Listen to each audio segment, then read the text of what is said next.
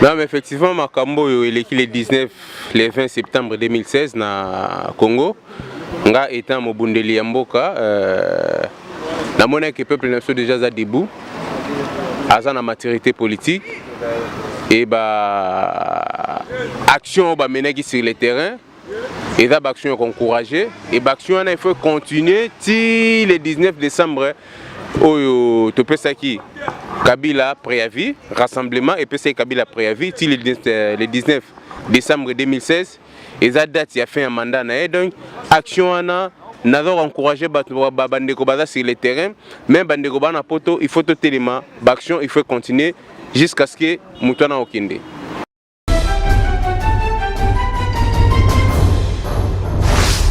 Mais Makila Batouane Sopani et Rotika la impunité aux alatés.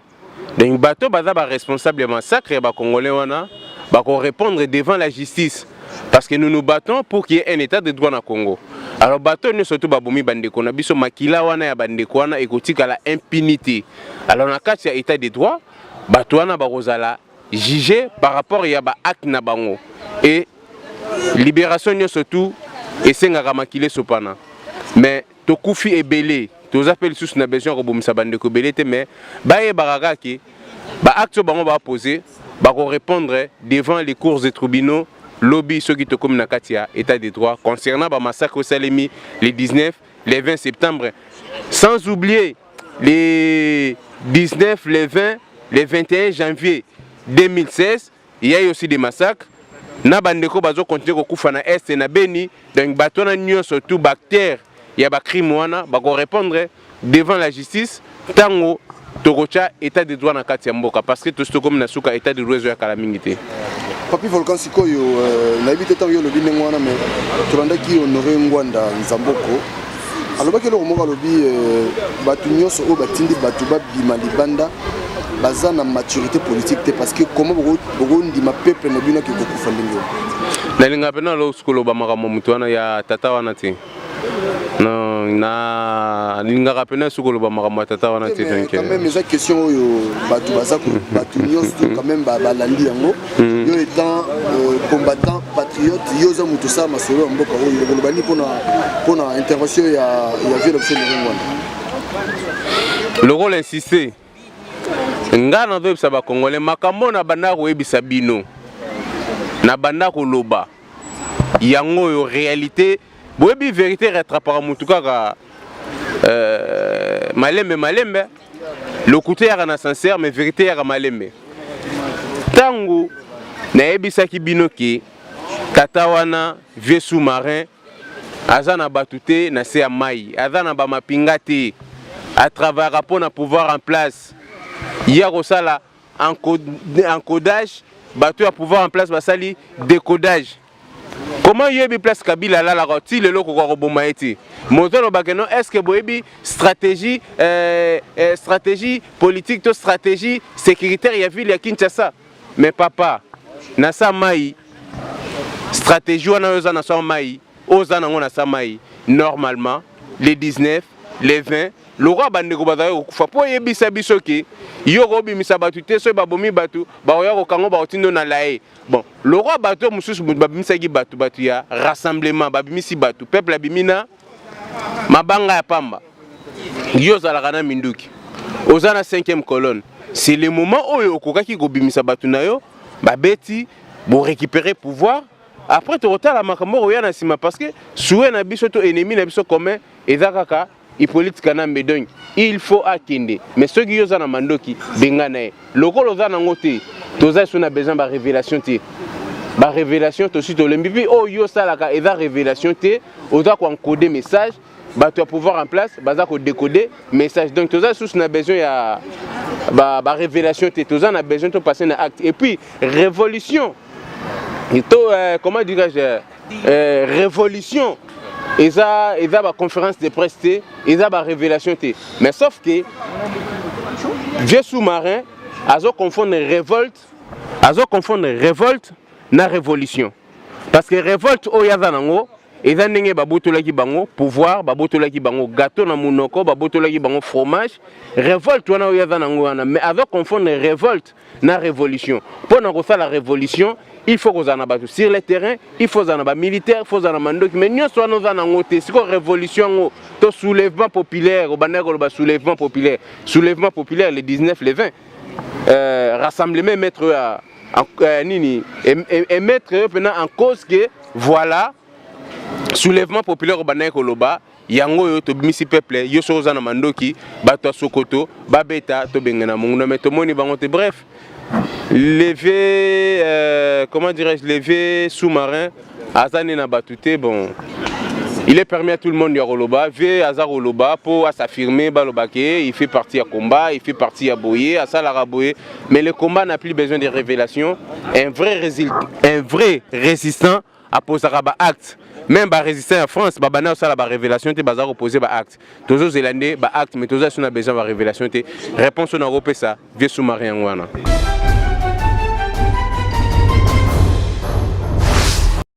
Mais makamwa le 19 na le 20 Ningisi Kabila voire même les États-Unis place à Kendaki kuna ba yambagi été même huissier il y a Nations Unies à Kenaro yamba été. Et pour ton information ba refoula qui délégation des États-Unis ndenge zawana ba si ba s'initier ba papier kala mingi te awa aro se prononcer qui a osé la candidate aro kende et sera tchem ngako nazo encourager na batunae bochaka mutu makasi. Bocha mutu makasi bo le matin ngana va encourager bino bocha mutu makasi mais c'est Kabila cha mutu makasi mo se retrouver na la nasi bo kuta na Jean-Pierre Bemba na promenade awe biso ki ngawa na sina koma mokonzi ndenge ni côté na tikakio de bocha mutu makasi mais vouloir ou pas bazo kende acte oyo ba compatriotes na biso ba poser le 19 le 20 septembre 2016 na Kinshasa et Ningisi Makam même dans les Nations Unies balobela ki yango to landaki déclaration du président français François Hollande déclaration sala ki abige non makambo eleki na Kinshasa ba assassinat o esalemi na Kinshasa eza ba acte moko eza posé par les pouvoirs en place to ki Tchakou national monsieur Mende ndenga zoloba ke non makambo netali ba français te bazoloba loba mais Boko se retrouver dans la SO, mais les 19, n'a encouragé Mutu Makasi. Bah défi à peuple pour Makamo Salem les 19, c'est comme si Bozo gouvernait na défi. Mais alors que Mutu Azalara Makasi ko le Gabino maréchal Akimaka. Bino Borokima Bobo sana ba borsadan. Maréchal Akimaka qui na borsadan mais Bino ko kima na Bino Borobo sana na ba borsadan et to éviter ce bokene bamboka nini. Bosuka en Afrique. En Europe, les États-Unis, nazis, partout les combattants baza borobata mawapi. Donc nous avons encouragé Bino Bocha Mutu Makasi le 19 décembre Toroyeba banani baza ba vrai congolais banani baza ba faux congolais bango nemba okima Congo ba robosa na ba brosa dana bango. Mutu le roi Tchatumba ngai na mona ronde mutu na ebeba mutu boucha. Moi bakitamba la rouge bana rolata bakomo bato baneko no chana wese bato ya parola ka mafuta bango nyonso tu bakoma ka netier le chatu madar mutukutu teke arotele malelo communauté ba yoka eto ba considérer chatu mazo beta jalelo mutazo beta jalelo ezalaka ozokumisa mutu mo bo po ebige mo epakola miroya mais nous avons les charlatans, vendeurs d'espoir. Ceux qui peuvent voter la caméra espoir qui n'a pas prière, n'a pas la toilette, à comme je pense que à chaque peu comme la caméra est la toilette. Alors la caméra on va pouvoir na Congo. Mais tu évites ceux qui nzambe ou ya sengi pardon zaka nzambe o nyoso biso nyoso tout obela nzambe ya Eli. Mais ceux qui nzambe ya Eli te nzambe ya ba charlatan. Oh yemoko le roi za charlatan. Combien de basi ya batu o chatumba bizé na bango na kati ya Paris awa? Combien de jeunes filles o chatumba bizé na bango na kati église? Si on nzambe wana zo permettre ça la bêtise na basi ya batu ba jeune fille na église, basi ya mabala et lobi nzamba limbisa yo. Ozongi lobi lisusu osali me ya culpa na parola ki basi ya batu ba mafuta na bimaki na bango non, mutu eza obeba. Tango mutu eza obeba, c'est normal. Un vendeur d'espoir, un charlatan, oyebi ke na kini toza na batando na nyonso tu bakoma lelo bapasteur n'empêche ke moto wana mpe azalaki tandona na Congo lelo akoma ne pasteur soki bishop soki nani nayebi te nzambe oyo abelela soki abelelaka nzambe ya Eli azalaki motu fale asetere mais loko abelela nzambe ya Eli te abelela nzambe ya babal esprit ya Belzabul eza na kati ya mutu na ye bakojuge ngam na kojuge te mpona saint te mpona juge diable naza saint te mpona juge diable mais voir même Christ alobi na ntango asuka mingi bakoya bakoloba na kombo na nga bakosala ba miracle bakoganga mais nakoyebisa bango retirez-vous de moi, je ne vous ai jamais connu, vous qui commettez la l'iniquité. Le batlora bachatumba na hebite soga okotara lola na mabenyo surtout ya sali na communauté. Donc logo la tandona a continuer musala na kitandona mais abatami na simaya Bible. Banganga pe basala la Bible. Ba pratique ya bana ko yebisa batu comment mutu kendo boire na toilette comment ya bochaboui est-ce que ça ba pratique biblique c'est là où on a ben un peuple dédié à fungola misu faut besoin esprit de discernement mais quand ta caméra c'est un traître na 2011 mutu amemaki biso na kati ya buzo banyoso na mbutu eza caméra les mêmes caméras ayebisaka batu ke bakosanola biso les mêmes caméras azalaka interprète ya Kabila les mêmes caméras c'est les caméras qui fait que Kabila azala Kabila leo na Congo ngana zo mone loko caméra o dénocité o yazala complicité donc même tant bakena ba kosala monologue na bango pona to benga dialogue tant ba monologue c'est parler seul caméra batonyo surtout bakekuna na kati ya biloko ya kojo ba venture ba sana kojo etali kaka bango eza monologue c'est parler seul. Donc Kabila zo solo la yemoko na batunae les vrais dialogues au biso tozo c'est là et ça les minano te donc ozo salemana eza ba vanti chatumba beta matolo nayo ozwa lifuta na ndenge Maréchal Mobutu basa komi mwana mboka buka lokuta matabisi na mboka eza mais yo buka lokuta na ebito soki kamere akopesa matabisi ya malonga po lobi tango bakokima bakobosa na ba brosse dana bandako na bango yo chatumba okozala wapi et puis ba bêtise wana nyoso tozoloba mokilezo yokayo ba congolais bazo yokayo okoya lobi suko ya sa kosala meya culpa ndongo sala keno pakola ibasa batu mafuta na mai na basa na sala nzambali mbisao non nzambe wana o biso o ngai papi volcan na bela nzambe ya Eli akotikalaka jamais ko tolérer ba bêtise parce que lisumu o mutu asala ka lisumu aza conscient que osala lisumu nzamba limbisaka ngote elo na olo baka na chatumba yangwana mais il est temps il faut luka basala nzambe ya solo même nga ona vandi awa il faut yana imposer maboko po milimo mabeza kati na ebima nazo pesa bandeko na nga basi surtout ba mama ba jeune fille chatumba zaka yemo to abize baza ebele ba faux pasteur on a ba charlatan baza ebele o baza ko abize na bino tant yoke pas pasteur le bigano pasteur pesa nga libala pasteur apesa libala te nzambe pas pesa susu mutu moi si ta pesa susu mutu mobalité parce que tant on pesa Adam Ève atuni Adam où est on a batami batami point ni pona mutakala nana so mutakala au lieu fruit arbre de connaissance du bien du mal abi oui kasi moi si o yo pesa kingai akizaki nzambe yango na Bible na Deutéronome balobi celui qui trouve une femme trouve le bonheur ko trouver et va redonner te nzamba pesa lisusu mutu moi si ta pesa susu mutu mobalité mais nzamba ko yiko sala mutu grâce okuta na mwasi ya malamu okuta na mwasi ya ibi parole na bandeko nanga ya basi na ba mama nanga na ba jeune sœur nanga il faut faire attention na l'église bozo kende ba charlatan baza ebele chatumba zaka yemoko te baza ebele o baza ko abiser na bino donc bosenga esprit de discernement bisika obozo kende ko cha makolo nzamba za na kati na bino passer ayona parolo mafuta na nini na ebité boza un esprit de discernement mafuta ko parolo azo parolelo yango nini pour passer dans na milimo mabe soki imposer le boko à transmettre milimo mabe bota la baso ne surtout chatumba parole mafuta to bandeko to zana ba na komba o chatumba chaka banwa genou parole ba mafuta bango pe ba komaka bandumba neti chatumba na bandeko basi conseil ba chatumba baza ebele faut faire attention na ba charlatan to ba vendeur d'espoir o baza ko se présenter liboso na bino lokwa basali ya nzambe conseil na kopesa na communauté ngwana.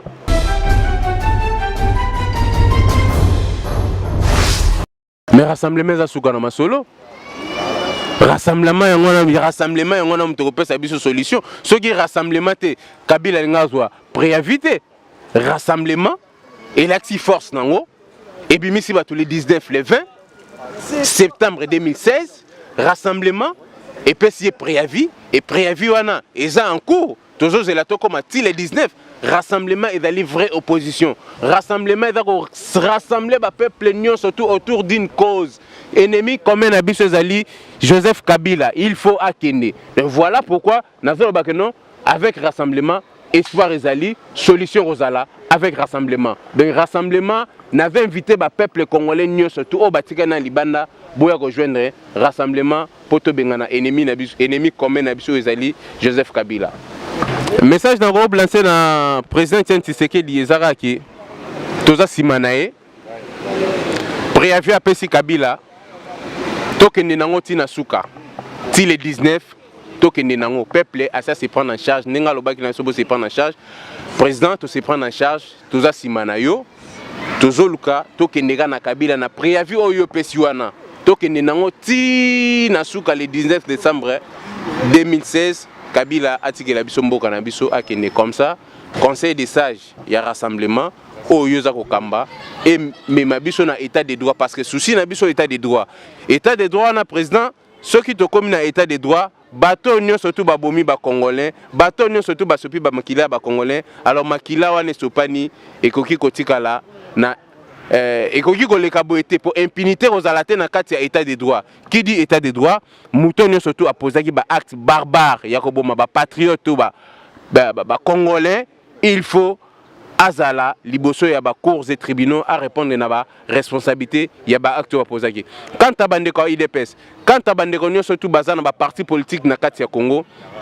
Merci na ndenge bino nyo surtout bozana kata rassemblement Martin Fayulu au lobby ve sous-marin benga qui collabo mais to moni Martin Fayulu sur le terrain acte wa posaki est-ce que un collabo ba ko betelo ko ba betaki na muto vi mina lisu donc ve sous-marin distraction na to sito le mito za na besoin ba révélation te mais to za na besoin ba acte odo confondre révolution na révolte o yozo sala et d'aller révolte parce que baboto la bino pouvoir parce que baboto la bino fromage na munoko mais quand ta révolution et roya nango kala mingité ozana batute na CMI. Merci encore na ndeko nanga Odon Pambu ya sans tabou na question posaki